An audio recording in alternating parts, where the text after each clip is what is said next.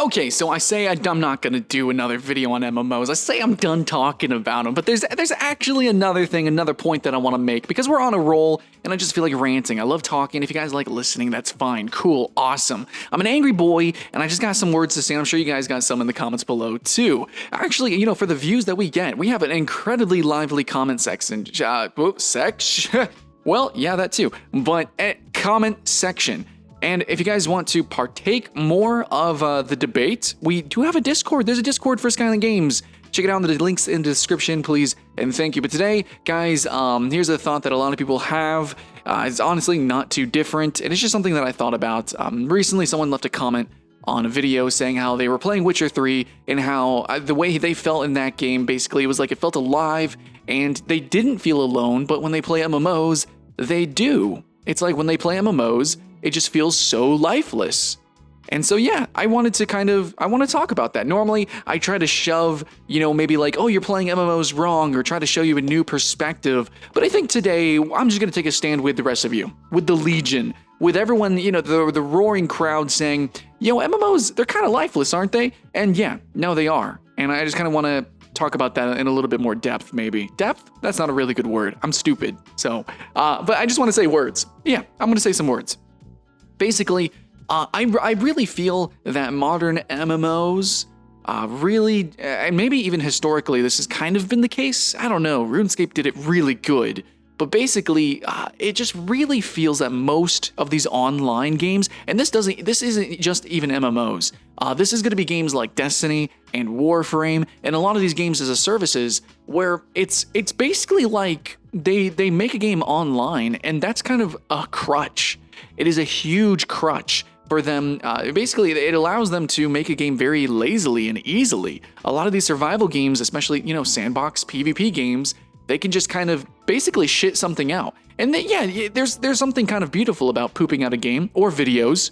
Yeah, don't get me wrong. I totally get that. But here I am saying, like, you know, in the end, we have these big games that either cost a lot of money or require so much time to play, and we, the players, are the majority of the content. And I've made videos before saying how that's a cool thing, you know, oh, players are the content, and isn't that such a magical thing about MMOs? Isn't that so cool? And it is, but it shouldn't be like 90% of the content is just other players. Really, you're supposed to have engaging quests. You're supposed to have a living, breathing world that feels like a world to live in, and then the players come and add on top of that. And I've been playing a few games lately that have certain mechanics here and there that actually do make things feel alive.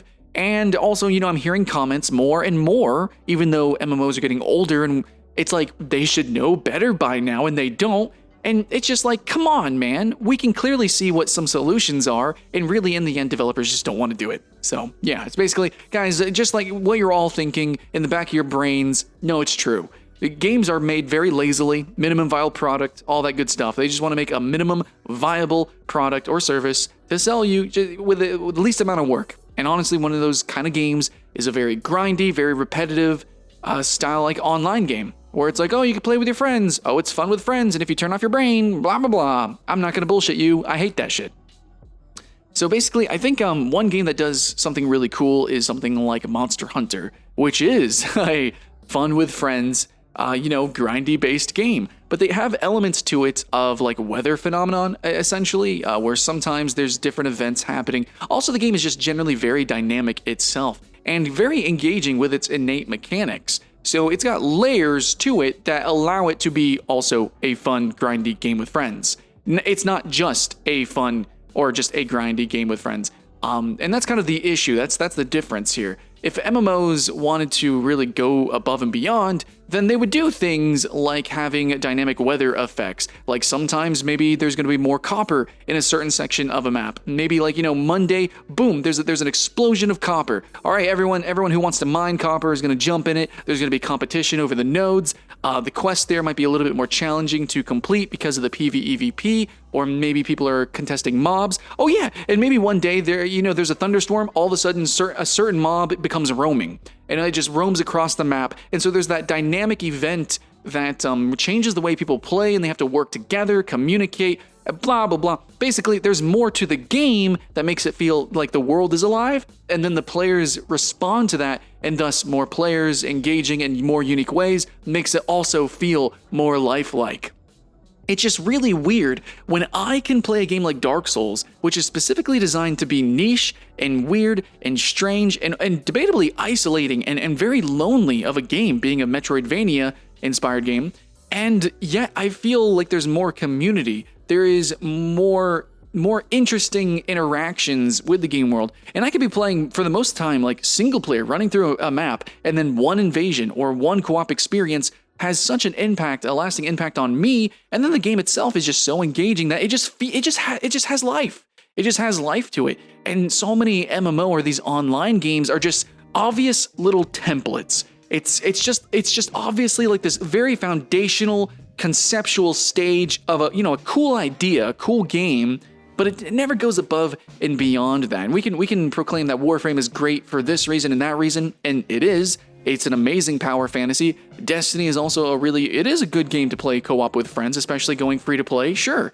A lot of these MMOs, there's reasons that people do play them, and there is reasons to try them, but to live in these games, is there a reason anymore?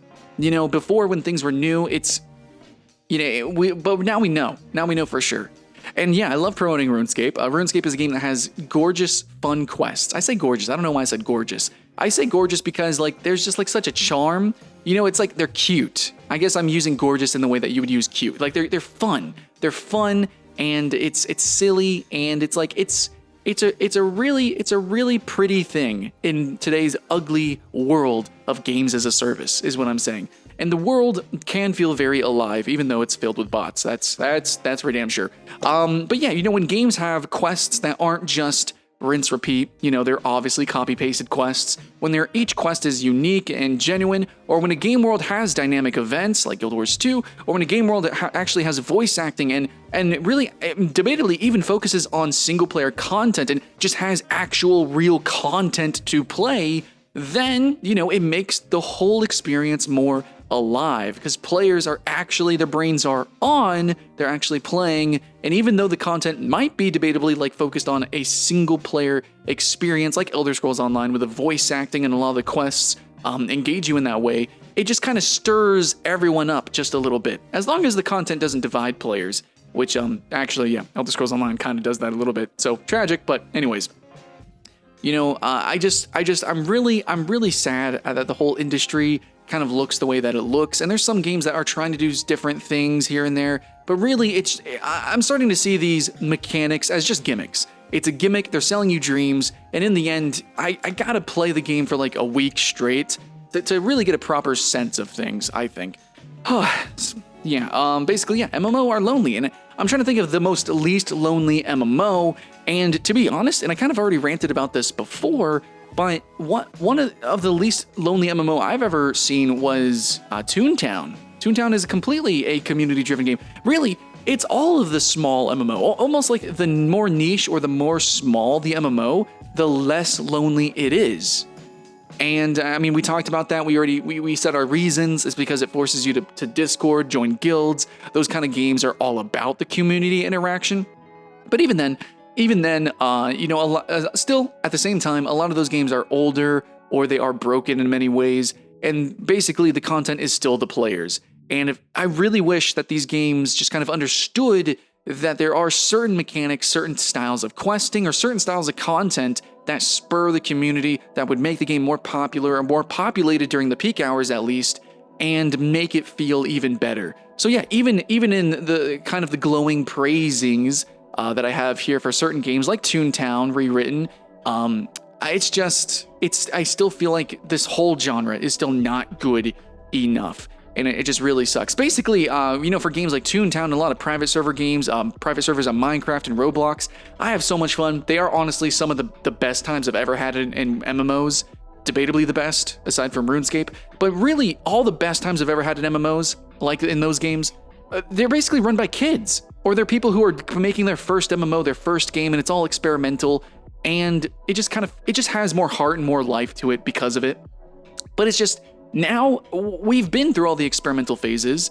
And instead of reaching further and going deeper with what we know is really fun, really engaging, really cool, companies just kind of keep making these lifeless templates of games, and then they just keep adding, bunny ears content to it. And you either are addicted or you're disillusioned, and you just know, oh, this is just another MMO. And that just really sucks. You either have your friends that you play this game with, or it's obviously just a shell of what could be.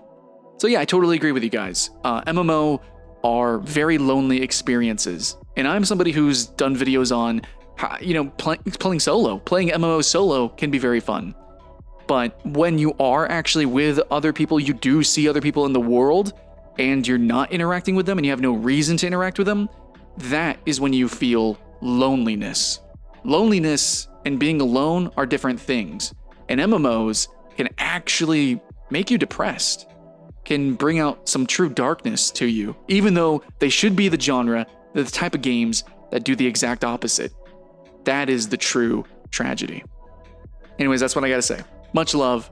I'll see you in the next one.